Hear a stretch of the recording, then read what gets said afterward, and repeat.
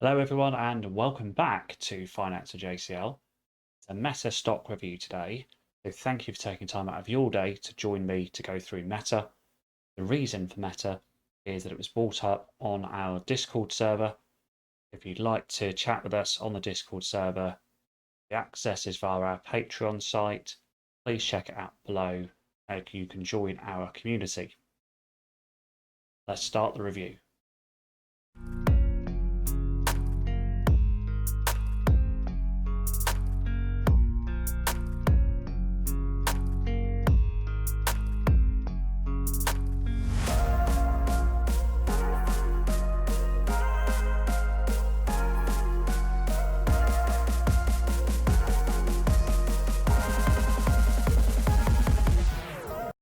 And I start with the chance of failure because that is a key factor. I don't want to lose money. Now, Meta or Facebook has a really good debt to equity ratio. It's just over 20%, very low, and the current ratio is over 2. Its ability to pay its day-to-day bills as you'd expect is very good.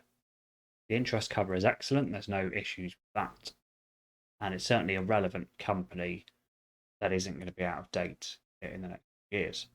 There is no dividends. There's no reasons to be concerned about its affordability there. So for me, very clearly, this has a low chance of failure. I mean, perhaps there is a regulatory risk in the background with bits being broken up, ordered to be sold off, but so far that doesn't seem to have happened. I then like to consider the quality of the company, and I define quality some of the measures we've got here. So return on capital employed, how good are they using their own money? 10-year average here is 23%. Recent years being kind of around that area. So it's quite a good return on capital employed. I want at least 20% for a good company, or quality company, I should say. Ideally, perfect world above 30%, but there aren't many companies that do that. Gross margin, which is the ability to deal with inflation and the pricing power, very important. Long-term gross margins around about 80%, really high. And their operating profit, the 10-year average is almost 40%. It's been very high. It's dropped to 29% actually in the last year, most recent results, but it generally has been around that 40% figure. Absolutely fantastic. And they are quite good at converting their profit into cash. That's dropped off a little bit and it's 82% at the moment. Long-term average is a bit higher than that. Generally, they've converted quite a lot of their profits into cash. So other factors to look at here, certainly there's a non-concentrated customer base, which is great. I don't really hold a company that does this in my portfolio, so there's no sort of doubling up of risk. There is the CapEx area to note. They're spending a lot of money, as is well publicised, on the so-called metaverse. So they're spending quite a bit of CapEx on that. Generally speaking, their CapEx is higher than you'd ideally want for such a business. So that is a negative. There are some share buybacks, which is great. And there is certainly a network moat where probably billions of people, what's that, thousands of millions of people, which is an incredible number, use their services on probably a daily basis. Instagram, WhatsApp, and Facebook as well. Incredible product mix, the likes of which only Google perhaps can rival. Now let's talk valuation. The free cash flow yield is below my threshold. Free cash flow yield, the current market price, when I recorded this, is 170. It's 4.3%.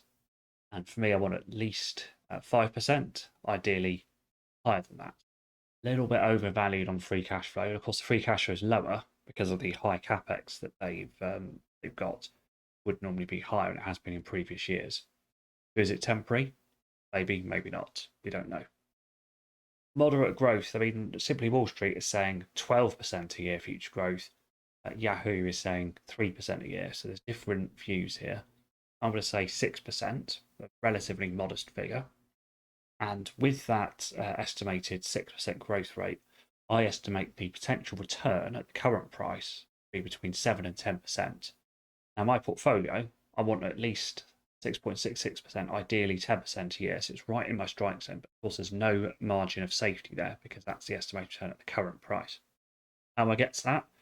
Based on free cash flow, doing a free cash flow calculation, discounting that, That gives me 7% a year at the current price.